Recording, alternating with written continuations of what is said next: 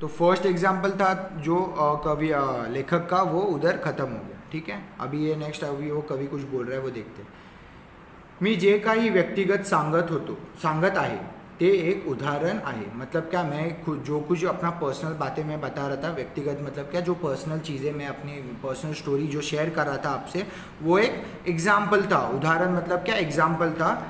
निसर्ग किती परीने आपल्याला देत असतो ते लक्षात येईल। मतलब क्या, जो नेचर है वो हमें किस किस रूप से, मतलब किस किस रूप से हमें वो देते रहता है, चीज़ें देते रहता है, या फिर जो भी हमें नेचर बहुत हेल्प करता है, वो सब मैं बताना चाहता था। उसका वो एक एग्जाम्पल था। ठीक है, तो एग्जाम्पल उसने जैसे दिया, रंग उसने जो वो थे वो बहुत ही सब नेचुरली उसने जो रंग थे वो उसने लाए।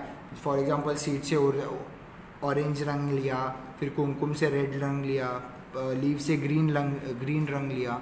तो ऐसे वो सब उन्होंने नेचर का यूज़ किया।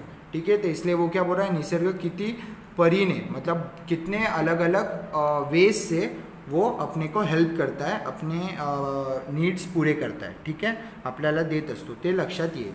मला इतकंच म्हणायचं आहे की साधन नाही म्हणून अडून बसायचं कारण नाही। मतलब क्या, अगर अपने पास मटेरियल नहीं है, साधन जो भी काम कर रहे हैं उसके लिए हमारे पास जो मटेरियल चाहिए वो नहीं है, तो हम उसके ऊपर अड़ नहीं जाना चाहिए। मतलब वो काम जो था वो हमारा बंद नहीं होना चाहिए। ठीक है, अडून बसण्याचं कारण नाही। मतलब क्या, अगर आपके पास मटेरियल नहीं है, फॉर एग्जांपल अगर मुझे कोई स्केच निकालना है, फिर ड्राइंग निकालना है, तो मेरे पास पेंसिल नहीं है, वो भारी वाली पेंसिल नहीं है। बोलते हैं ना कि स्केचिंग के लिए एक सेपरेट एक ओरिजिनल पेंसिल रहती है, वो बहुत महंगी मिलती है, वो मेरे पास है नहीं, तो मैं स्केच नहीं निकालूंगा, ऐसा तो नहीं होगा ना। सिंपल पेंसिल तो सिंपल पेंसिल, मुझे अगर स्केच निकालनी है तो मैं कैसे भी निकालूंगा। ठीक है, तो वो क्या बोल रहा है, अगर साधन नहीं है तो आप अपना टैलेंट या फिर अपना जो भी काम कर रहे हैं वो रोक दोगे, ऐसा नहीं चलेगा। ठीक है, अडून बसण्याचं कारण नाही। तुमच्या इच्छा मतलब क्या, आपकी जो विल पावर है वो तीव्र मतलब स्ट्रॉन्ग असली तर साधनांशिवाय साधन करता येते। मतलब बहुत बड़ी बात बोल दी इधर कि अगर आपकी विल पावर अगर स्ट्रांग रहेगी, आपको करना ही है कुछ, अगर आपने ठान लिया। फॉर एग्जांपल मेरा एक एग्जांपल देता हूँ कि मैंने फर्स्ट जो ड्राइंग निकाली थी वो एक मेरा फेवरेट हीरो था उसके बारे में थी। मतलब उसका एक स्केच निकाला था मैंने। तो तभी मेरे पास कुछ एक छोटी सी पेंसिल थी, कुछ अप्सरा की पेंसिल थी, और एलिमेंट्री के एग्ज़ाम्स और वो सब हो रहे थे तभी। तो एलिमेंट्री का एग्ज़ाम जो सब आगे होने वाले थे, और जो लोग थे मैंने 2-3 जन के स्केचेस देखे थे, उन्होंने बहुत अच्छी ड्राइंग्स निकाली थी, अच्छी स्केच निकाली थी। उनके जो पेंसिल का जो बोलते हैं ना डार्कनेस था वो बहुत अच्छा था, और वो पेंसिल फेड भी नहीं होता था। अगर आपने ड्राइंग भी निकाली होगी ना तो आपको पता चलता होगा कि जो सिंपल ऐसे पेंसिल रहते हैं ना, सादे पेंसिल, उसमें ना जो रहता है वो फेड होता है, जो कलर रहता है ना वो पेज के इधर फेड होता है, ब्लैक कलर। तो वो जो भारी वाली पेंसिल रहती है, जो बहुत ही कॉस्टली रहते हैं, वो पेंसिल रहती है वो फेड नहीं होती। तो तब मैंने जो फर्स्ट स्केच निकाला था, तभी मैंने एक दिन निकाला था, एक दिन उसमें ही मैं पूरा एकदम डीपली घुस गया था, दंग जैसे बोलते हैं। तो वैसे मैंने उस फेवरेट एक्टर के स्केच निकाला था। ठीक है, तुमच्या इच्छा तीव्र मतलब अगर विल पावर स्ट्रांग हो तो आपको कोई रोक नहीं सकता। ठीक है, तो मेरा तभी विल पावर स्ट्रांग था, इसलिए मैंने वो स्केच निकाला। ठीक है, वैसे ही आपका कोई भी काम रहेगा तो उसमें अगर आपका विल पावर स्ट्रांग हो तो आपको कोई भी रोक नहीं सकता, मतलब कुछ भी अड़चन नहीं आ सकती आपको। अगर साधना नहीं है, मतलब जो मटेरियल्स लगते वो नहीं है, तो आप कैसे ना कैसे ढूंढ ही लोगे अगर आपकी विल पावर स्ट्रांग है तो। वरना आप क्या बोलोगे, अरे नहीं है मेरे पास तो क्या करूँ, ऐसे वैसे, तो ये सब होते रहता है। ठीक है, तो विल पावर स्ट्रांग होनी चाहिए अगर आपको कुछ आगे करना है तो। ठीक है,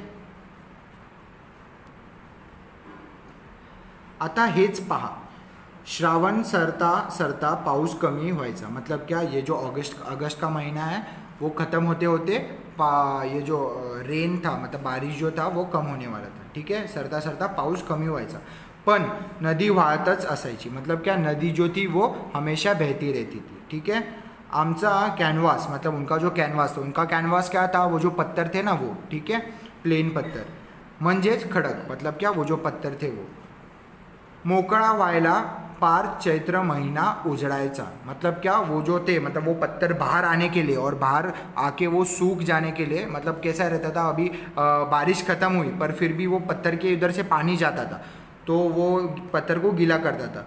तो पत्थर पूरी तरह से सूख जाने के लिए, मतलब जब उधर पानी थोड़ा भी ना लगे, ऐसा कब होता था? चैत्र महीने में, ठीक है। तो चैत्र के टाइम पे ऐसा होता था। फिर तब तक क्या करें, ऐसा वो सोचते थे। तोवर काय करायचं, मतलब क्या, तब तक हम क्या करें, ऐसा लेखक सोचते थे, लेखक और उसका दोस्त, ठीक है। त्यातून आम्हाला मातीचा नाद लागला, मतलब क्या, तभी से उनको माती, मतलब जो सॉइल रहता है, जो मिट्टी रहता है, उसका नाद लगा, मतलब उससे कुछ करने का उन्हें ठान लिया। लाल भडक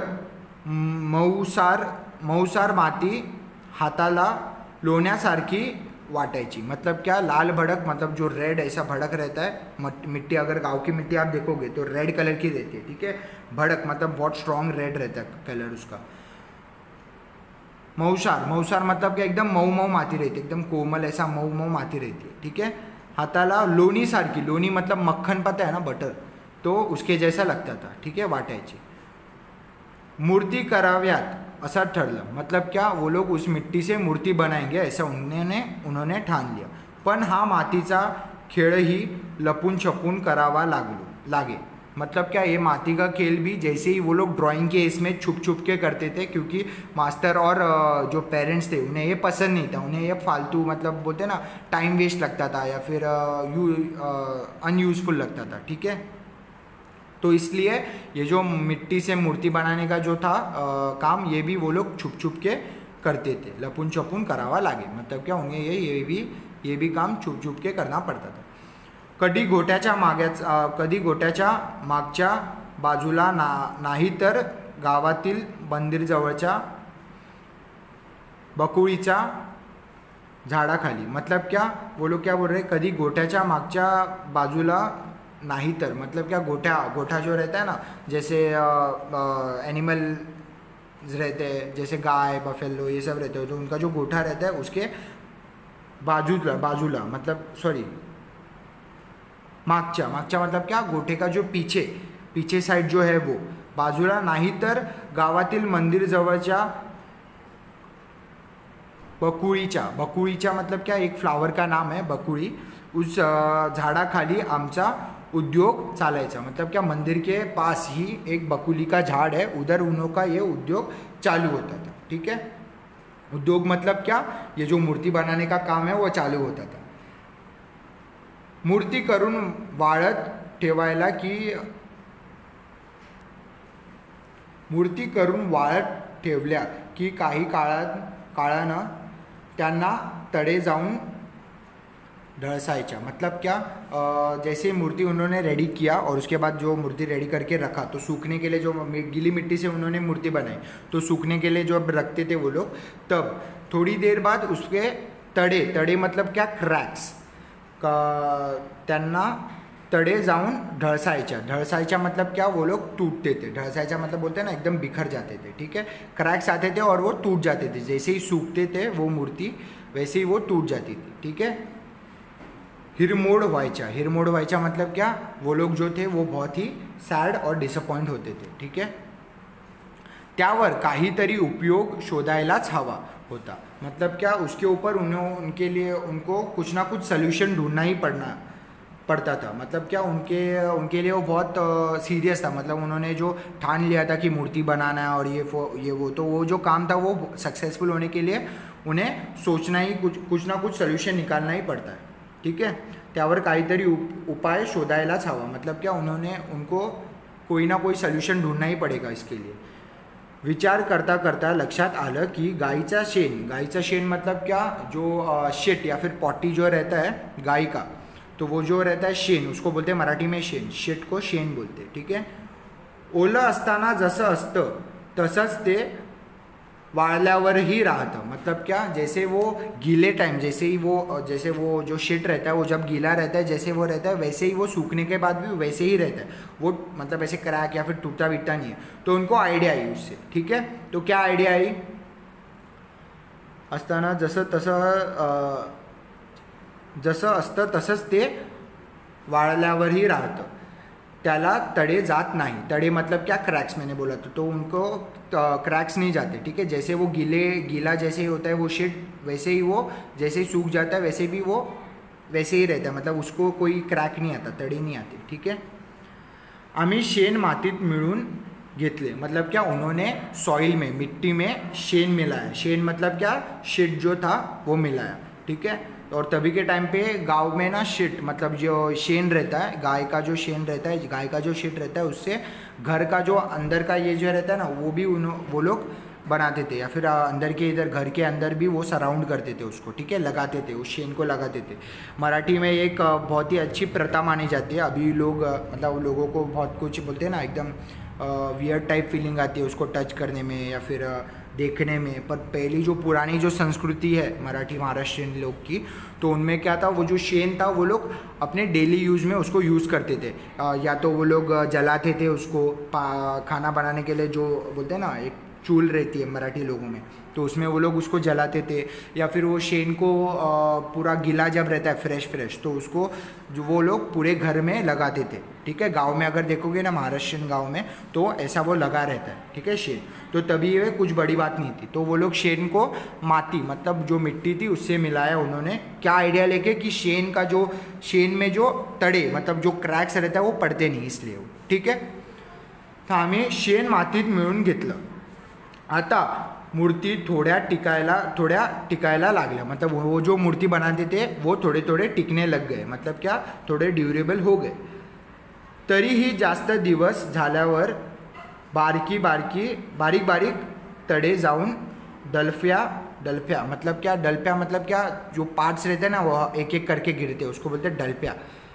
पडायच्या पुनः विचार शुरू, मतलब क्या, वो क्या बोल रहा है कि ये जो आइडिया था शेन मतलब जो शिट है उसको यूज़ करने का और मिट्टी में मिक्स करके मूर्ति बनाने का, ये जो आइडिया था वो अच्छा था, पर थोड़ी देर बाद मतलब जैसे अभी वो मिट्टी का जब बनाते थे तब क्या होता था, जैसे ही वो सूख जाता था वैसे ही क्रैक पड़ के वो गिर जाता था, टूट जाता था। अभी शेन वो लोग ने मिक्स किया ना, तो थोड़ी देर रहता था, पर थोड़ी देर के बाद फिर से उसमें क्रैक्स आते थे और वो टूट जाता था, ठीक है।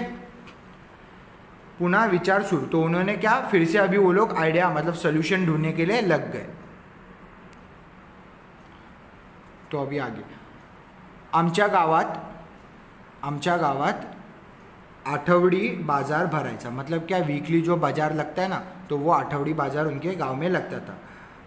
माधू करके एक सेलर है, वो आता था, ठीक है। माधू आयते कपड़े विकायला यायचा, मतलब क्या, वो क्लोथ्स बेचने आ जाता था, ठीक है। गांव में वो क्लोथ्स बेचने आ जाता था माधू। कब, आठवडी बाजार में, मतलब क्या, वीकली जो बाजार लगता था उसमें। सगळा डोंगर भाग फक्त पायवाट, मतलब क्या, पूरा माउंटेन से वो भरा हुआ था, उधर वो जो एरिया था वो पूरा माउंटेन से भरा था, जिधर से वो आता था।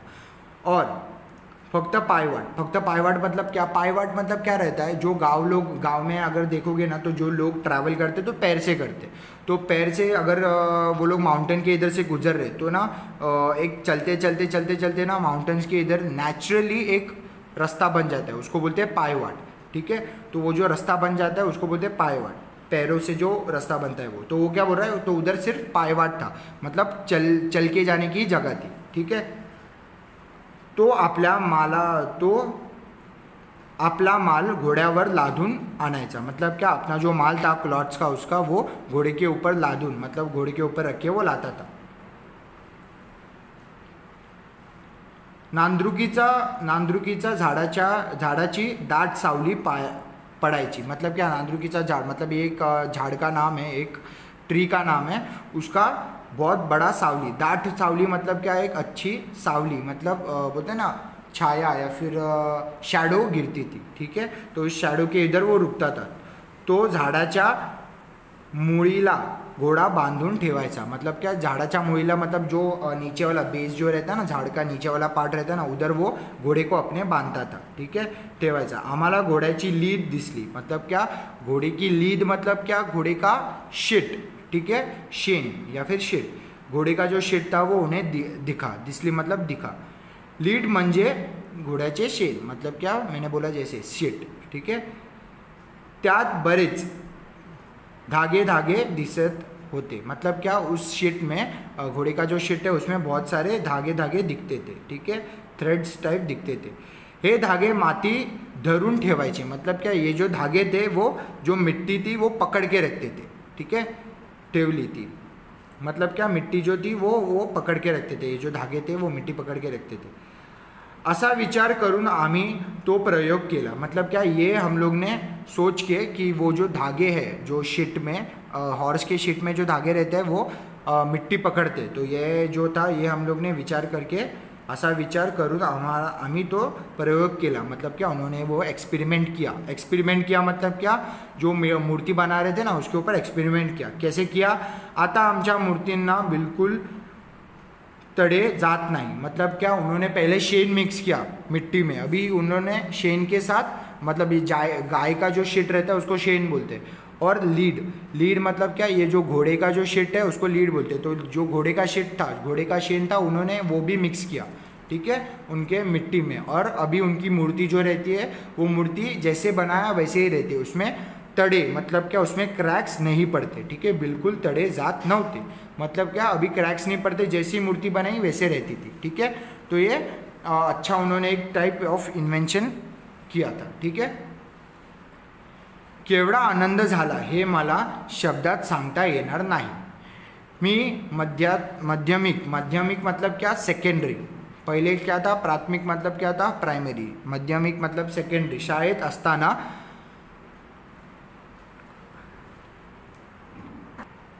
आर्किमिडीज या शास्त्रज्ञाचा धड़ा वाचला, मतलब क्या वो जब सेकेंडरी में थे लेखक तब उन्होंने क्या किया था, आर्किमिडीज जो शास्त्रज्ञ है मतलब ये जो साइंटिस्ट हैं उनका लेसन पढ़ा था, ठीक है। त्यांना हवं होतं ते तत्व शोधण्यासाठी तो साध्या